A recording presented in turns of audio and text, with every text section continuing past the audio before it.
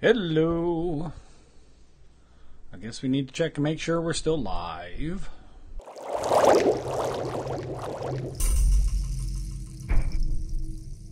Sure. All right. So, domains, hosting. Do you have a domain? Who's your host? Who do you choose as your host? And this is actually going to be, you know what? I could probably do a 2 or 3 part series about this because how many of you, and if you're watching the replay, thanks a lot. Make sure you comment down below. I'm also going to take this, post it up on YouTube. So hi everyone on YouTube. Give this video 2 thumbs up. Share this video out. Let everyone know. Because domain hosting is actually a pretty important topic for a lot of different reasons. One, not all domain hosts are created equal. And so, you know, just because you bought it from one place and everything, maybe you've experienced some issues. Like the other day, I'll give you a good for instance. So I just transferred 2 domains. I've got davidvaughan.live and zombiemarketing.live. And the renewal was coming up, and so I went ahead and transferred those domains over to my Google domain host. They were at GoDaddy, and I bought them at GoDaddy because GoDaddy had an insane sale on .live domains. So I kept it there for a year. Why not? And then when the renewal came up, I went ahead and transferred them over to Google Domains. Why did I transfer them over to Google Domains? I'll give you a couple good reasons. One, Google Domains is reasonably priced, but their uptime is unbelievable. And uptime's pretty important. Uptime means that, you know, when somebody goes and they type it in, you know, whatever it is, .com, .live, .net, whatever, .tv, when people type that into the web bar and they hit enter, that it actually goes to the destination that you've set up, and that people don't encounter issues like errors or this doesn't exist or, you know, it just spins and spins and spins. So these domains were previously hosted by GoDaddy. And by the way, I've now got 3 viewers, including the Coach Jenny. Good morning, Coach Jenny. We're talking about domain hosting. So anyway, I've had it, and I've had reasonably good service at GoDaddy as far as I know. And then the other day, I was doing the after show.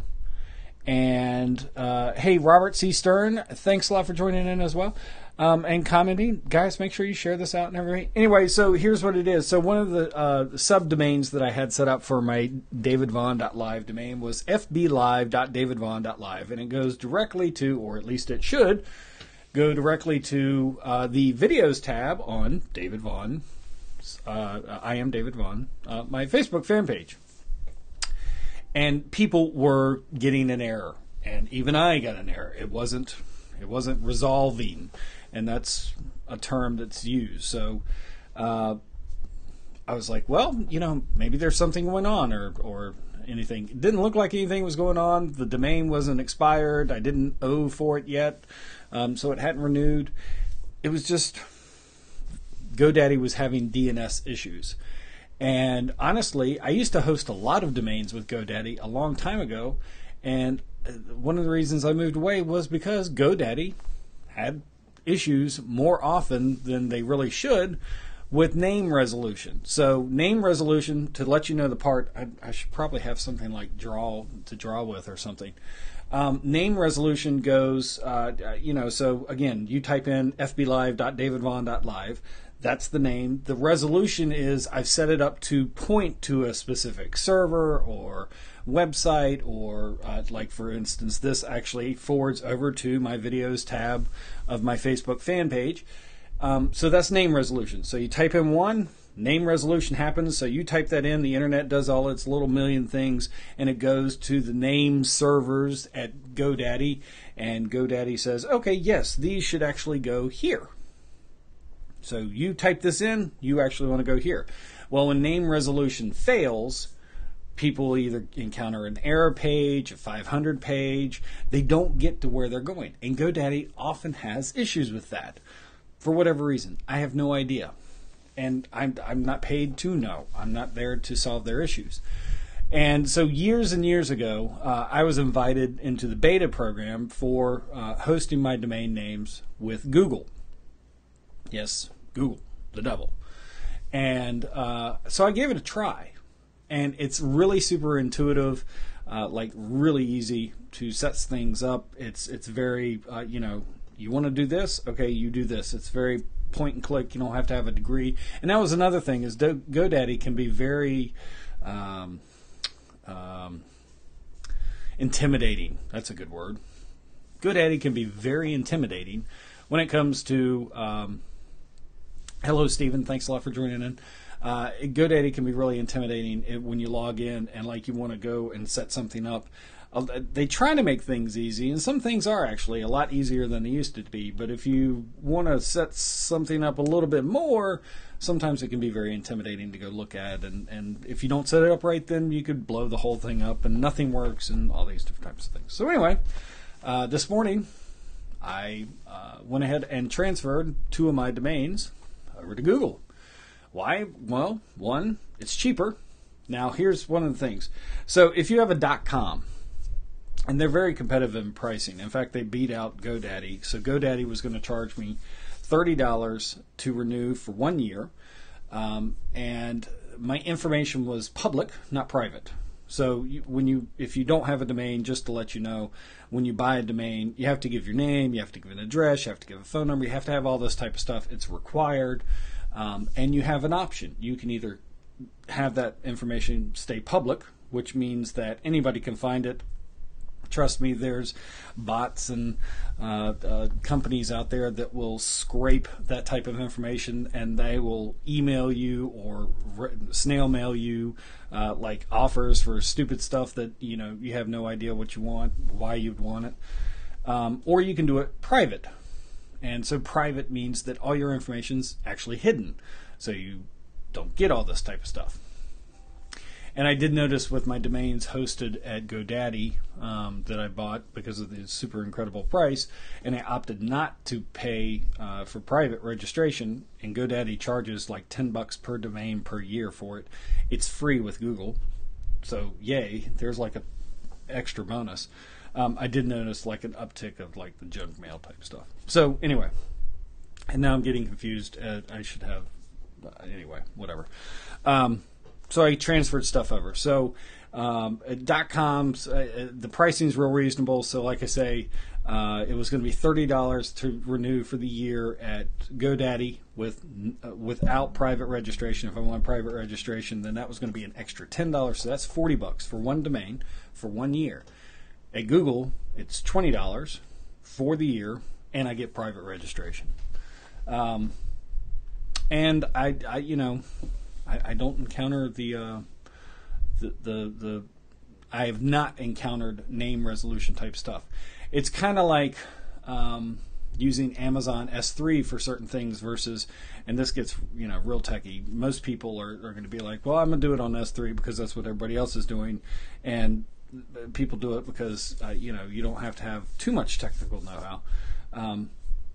But I've encountered in the corporate world, we're like, well, we don't want to host our stuff on Amazon, or we don't want Google to maintain this type of stuff. We want to do it ourselves. And my question to those people is always, if you can do it as good or better than Google or Amazon, meaning uptime, everything always works, and you got the money behind it to be able to do it, then go right ahead and do it. But I guarantee most companies don't, because that's not what they are. So anyway. So I would be very interested to know, do you have domains? Who hosts them? And do you think that you have to keep them there? Do you know that there's a process that you can do to actually transfer it someplace else? And if you didn't know, well, guess what? There is a process that you can actually do to transfer it to someplace else. Now, domain transferring can be kind of intimidating. Doesn't matter who you're hosting it currently with, just because there are some steps and processes that you have to go through. But most hosting providers that I know of, they offer step-by-step instructions. of what you need to do, and they actually make it really to where it's less intimidating. Google makes it actually really easy. They're like, okay, you need to go do this, and there's a little question mark icon. You can click on that. It'll walk you through, and then you can go do that and this step and this step, and then they send you an email, and they're like, we got to transfer it. You're asking for a transfer. Click this big blue button that says approve transfer, all that type of stuff. So it can be painful. It can be not painful. It's up to you. It depends. Anyway, so I thought I'd talk real quick about domain hosting. And I don't even remember what the rest of the title was. If you're watching the replay and you've made it this far, one, primo to you. Two, comment down below. If you've got any questions about domain hosting, let me know those in the comments down below. Maybe I can offer you some tips. Maybe I can offer you some directions as to where to go. If just don't make the mistake of thinking, well, I've always had it here, I have to keep it here. You don't. You can move. It's your domain. You pay for it. You can have whoever want to host it that you want. But if you're not experiencing any problems, if you're not experiencing any issues, and nothing's ever gone wrong, then you can leave it where it is. But if things like cost, maybe you're paying more than you really should. Some people do. They charge things at a premium that you could get for free or included possibly elsewhere. Email hosting, various different things that come along like that. Brian's saying, let's see what Brian is saying. Brian is saying, what do you think of free domain names you can get online? Well, Brian, that's a good question. Here's my response. You get what you pay for.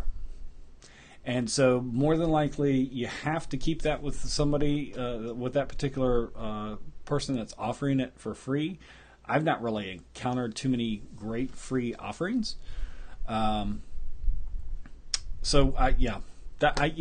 get what you pay for. I don't do it. I wouldn't recommend anybody that's using that's in business, and that's a critical part of your business. Which websites today are pretty much or domain names are pretty much a critical part of anybody's business, whether it's a brick and mortar or you're an online whatever. I can pretty much say that that's probably a very critical thing, and I wouldn't put anything critical in the category of, I get it for free. So that would be my response to that. I'm not a doctor, but I just play one on the internet. So anyway, good question, though. Thanks a lot for asking. I appreciate that. Okay, I've gone over the 15-minute mark. I am going to end this out. If you've got any more questions and you're watching the replay, by the way, just leave them down below. And if you've got anything else that you want me to talk about, I may do a second one tomorrow or a different one tomorrow, and we'll talk about websites and website hosting, because that kind of goes along with domain hosting. I touched on it a little bit, but I don't want to confuse them up. Anyway, thanks a lot for watching, and I will catch you on the next one. Bye. Testing 1, 2, 3. This is me. Is it live or is it Memorex? Domain hosting. That's what I'm going to be talking about. Why am I going to be talking about domain hosting? I do see I have at least one viewer, so make sure you say hi down below, comment, like, share, take a screenshot.